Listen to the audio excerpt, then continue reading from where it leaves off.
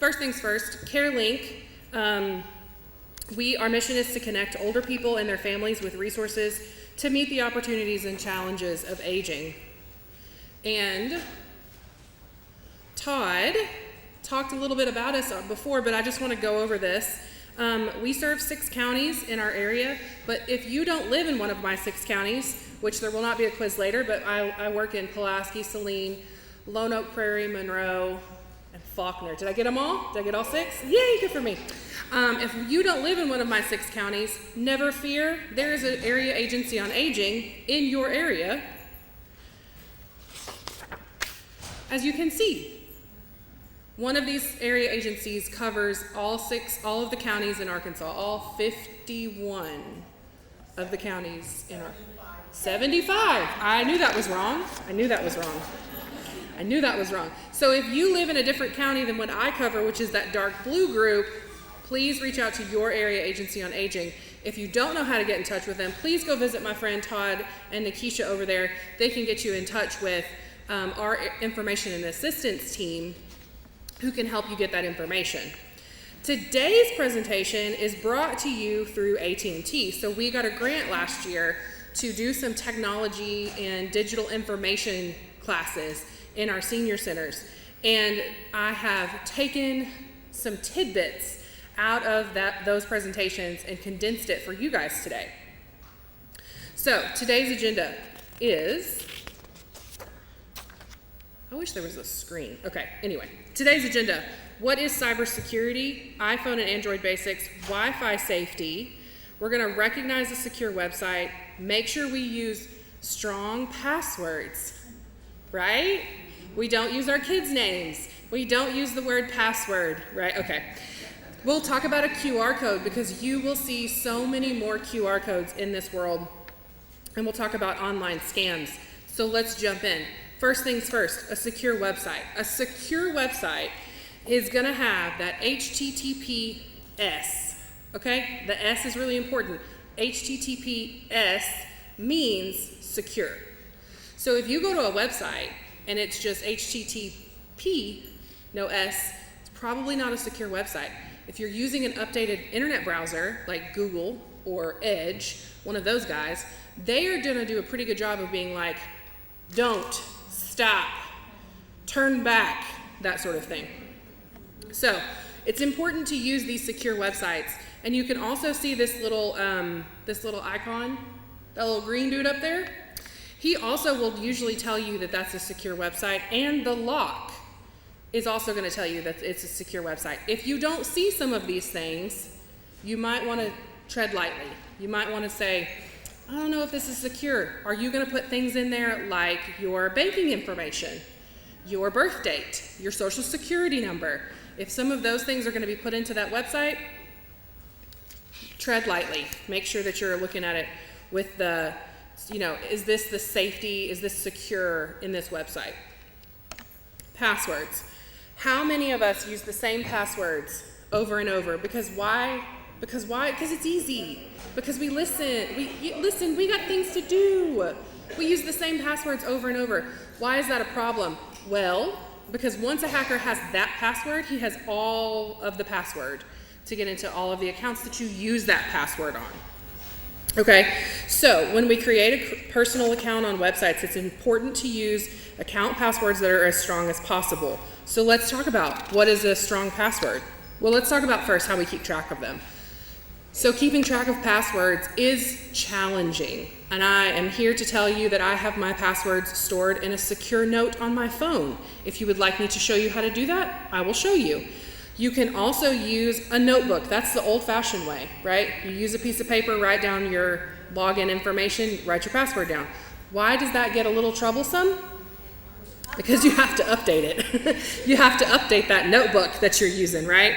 And that's great. Use it. Keep it in a secure place. Don't leave it open for anybody to see. I mean, if you're going to have worker people coming into your house, you don't know them, they could steal your stuff, right? It's a thing. Let me tell you, it's a thing. Some other things to do is to use a password software system. So if you have an iPhone, you have the ability to securely save your passwords. Google Chrome will save your passwords. If you have an Android, it will also save passwords. So that's a place to store the passwords. So let's talk about making passwords more secure. Okay. Am I going the right way? I'm not. Strong passwords, keep track. Here we go. Okay. Sorry, you guys. I probably need to turn this. So I can see it. Just at least so I can see it. No, it's fine. It's fine. I can just see it now. Okay. So, can you see this on the screen? Okay, perfect. So, how are you going to make this password more secure? On your own piece of paper, wherever you may have it. Happy birthday. How could you make this password more secure? What could you add to it? You can use phrasing when you're doing passwords, but you want to add some things to it. So on your own, this is something you can do on your own to think about, okay, if you're going to use a phrase, which is a way to make a password more secure, that you can remember, that you then insert symbols or numbers into, that will make the password more secure. For example, if I was going to add something to this happy birthday password, I might make the A. Yeah. Or what else? What else would you do?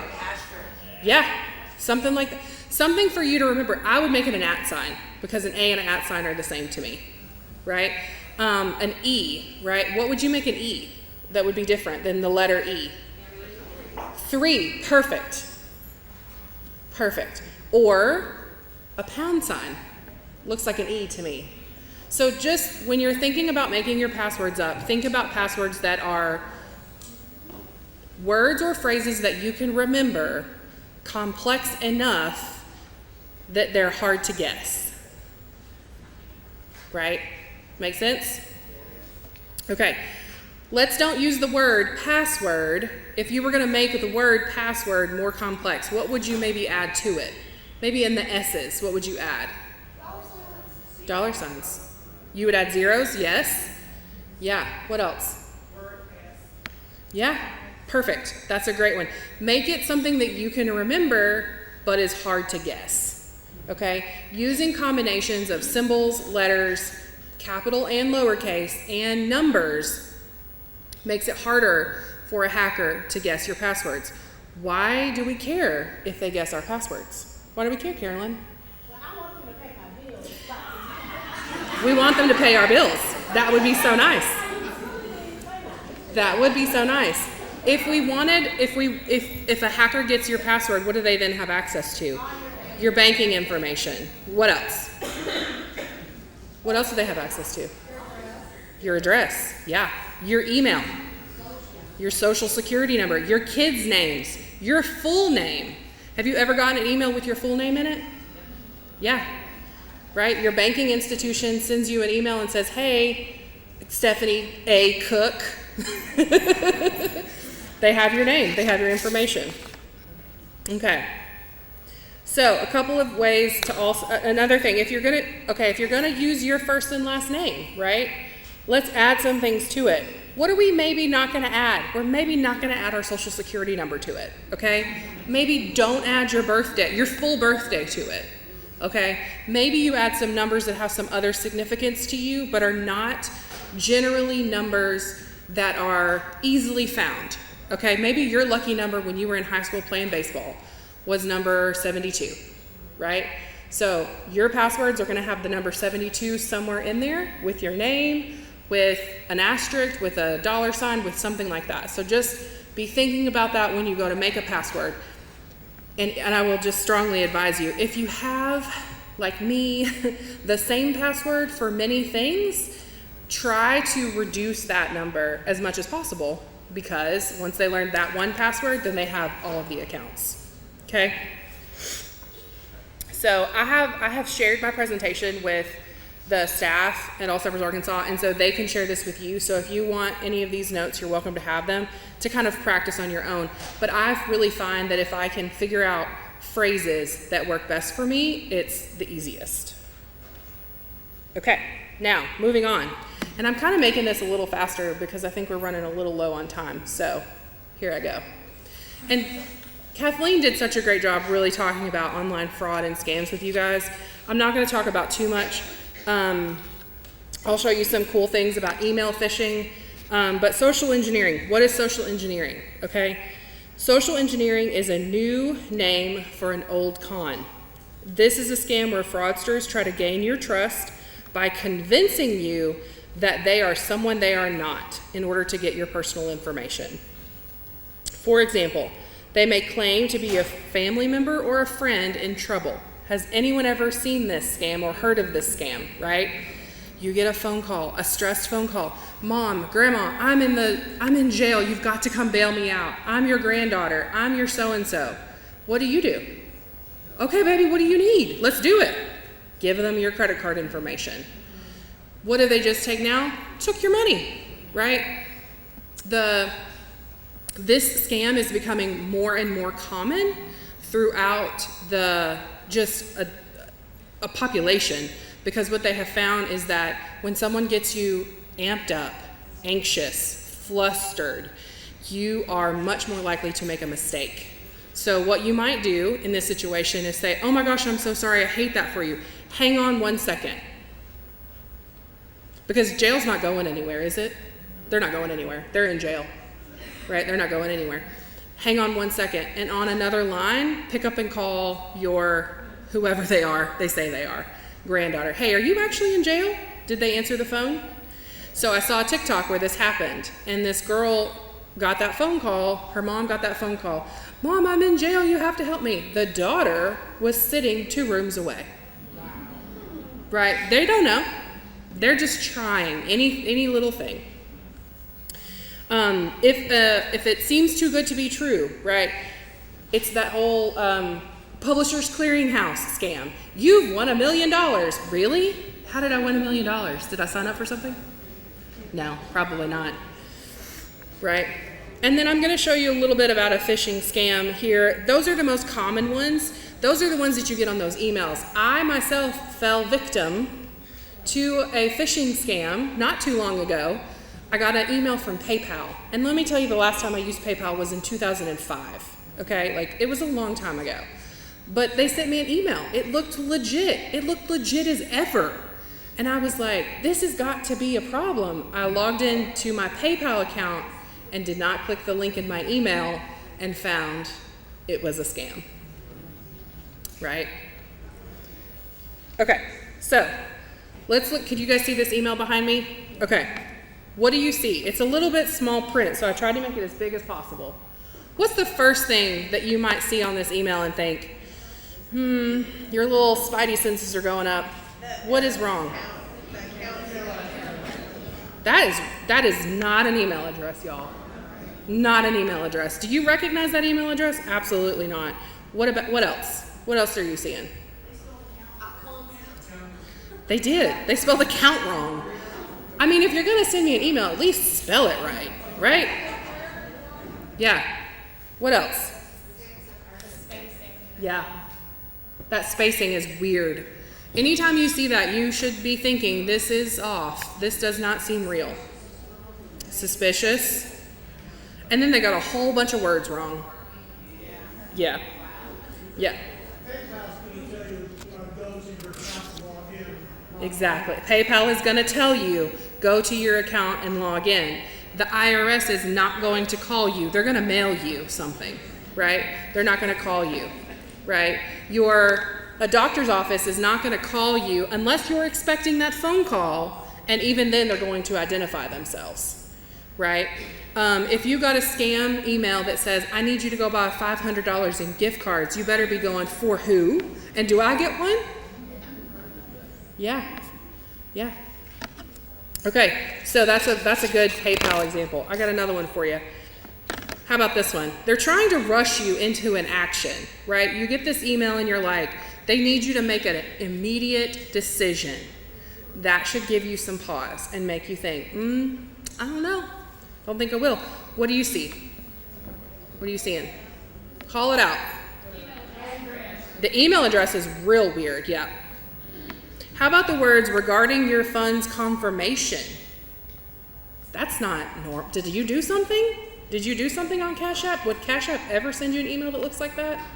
Have you ever seen that before? Anything else? That's not the Cash App logo. That's not the Cash App logo. It is not. It is not. But what they're doing is they're asking you to make a decision, confirm ASAP. How many times are you going to have to confirm? How fast do you have to confirm something? Is Cash App sending me money? Are they paying my bills? No? Okay, well then I'm not confirming anytime soon. So anytime you get that email that's trying to create urgency, they're trying to make you make a decision, I would give it pause and think, this feels fishy. I don't think so. Delete is always a good option on those emails. Okay, cool. All right, so tips to recognize scams. Have you heard of this person or organization before? Can you tell who the email is from? My email address will say ehensley@carelink.org if I email you. It will not say a bunch of jumbly letters and words and then @Gmail. It's not going to say that. If you see that, you didn't get an email from me. Does the email have mistakes? Now, I have to just, look, this girl, we have trouble with typing sometimes. Sometimes we forget the R on your. We just do over here. So forgive me the typos, but if there's some many typos in the email, there's some extenuating circumstances of typos. You probably didn't get it from me, and I probably wasn't awake when I sent it. Right? Are they asking for your personal information?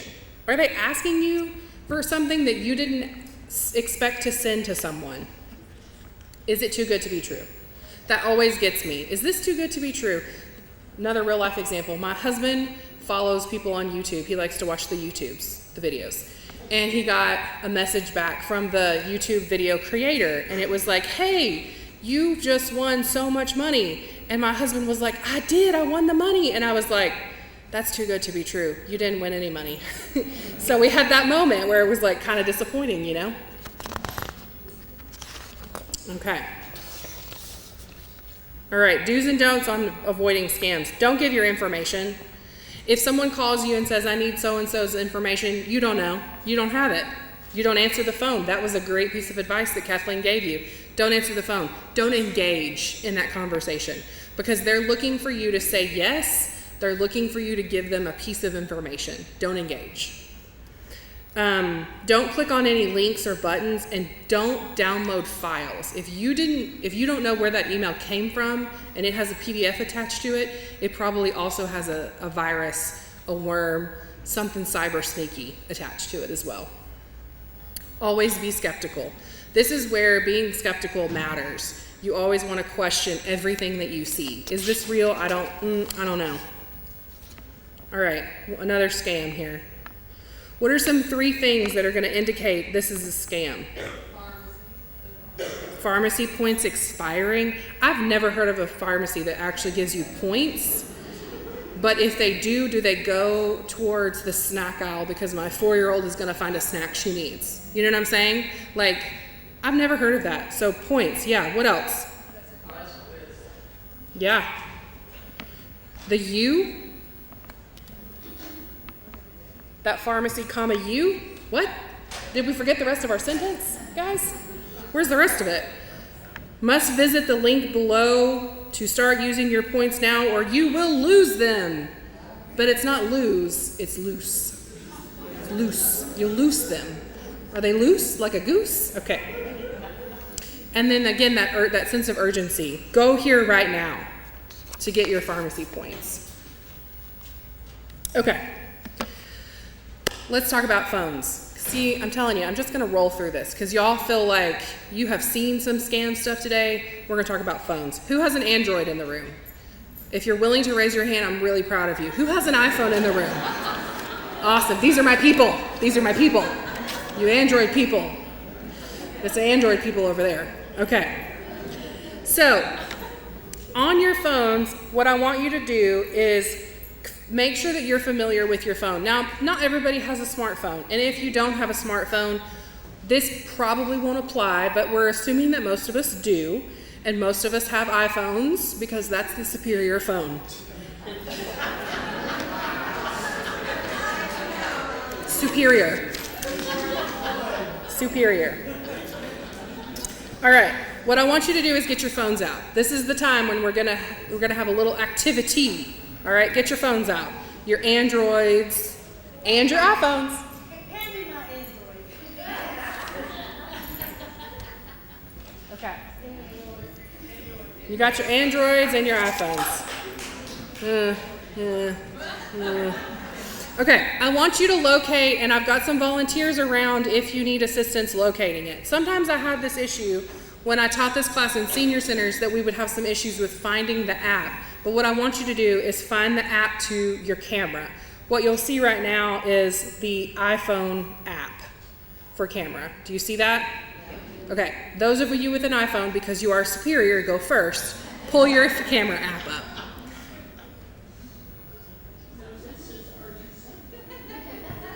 Yes, sense of urgency there, yes.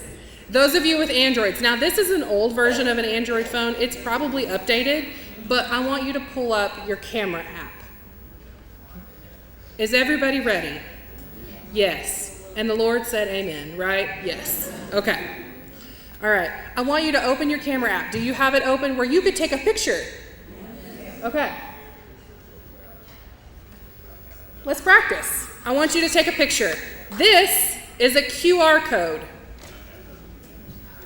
And if you take a picture of it, if you hold your camera over it and don't push the button, a link should pop up.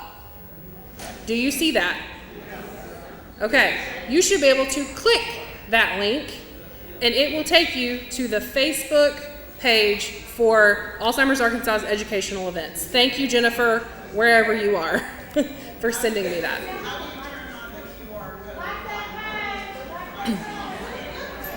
I got some volunteers that can help with that question. If you cannot open the QR code, please flag down a volunteer.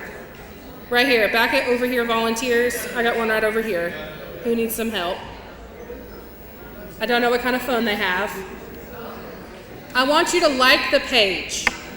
When I did this a bajillion years ago, Carolyn, I made everybody pull up our Facebook page and like it. So I want you to go like this page. Do you see it? Did you find it? You have successfully used a QR code. Give yourself a round of applause. Good job. Why does this matter? Because you will see QR codes more and more frequently in this future. For example, we're hosting an educational program in our senior centers, and the way to sign up for that program is via a QR code. You have to use a QR code. So I want you to be one step ahead of your friends, and I want you to go and show your friends how to use a QR code. Okay? Do we feel good about that? Hey, practice as much as you want with my QR code. I'll leave it up for a few more minutes. Yes.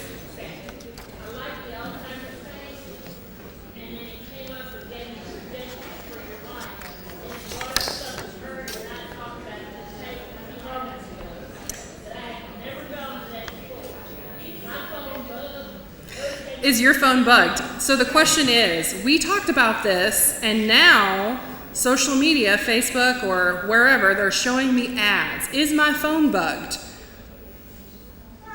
Yes. Yes. So this is the thing. So there are a couple of ways your cell phones are communicating. I'm not a cell phone expert. Okay, is AT&T in here, or is Alice in here? Okay, I'm not a cell phone expert. Okay, here I go. Your phone is communicating with the phones next to you. So after today, you will probably get ads from any or all of these vendors that are here that are running Facebook ads. You will probably see ads from people that you talk to about topics specifically. So if you go and search of the best catfish, eat my catfish back there, you're probably going to get an ad for it. Your phone is telecommunicating with each other. Okay, that's one way. The second way is that most phones have tracking, and they do that sometimes with verbal tracking. So it's listening even though we don't think it is. Okay? So, yes is the answer. But there is a way to turn it off, and I can show you how to turn it off. I wouldn't say that it's 100% foolproof though, even if we turned it off. Now you can also tell the apps not to track things. Like if you were in Amazon and you were looking at Jordans, right, tennis shoes, if you were looking at Jordans, if you go to Instagram, you're gonna get an ad for Amazon, or you're gonna get an ad for some shoes. If you go to Facebook, you're gonna get the same thing. And it's because the apps are tracking your movements, your cyber movements through the internet. So yes, I can show you how to turn it off. It's not 100% foolproof though.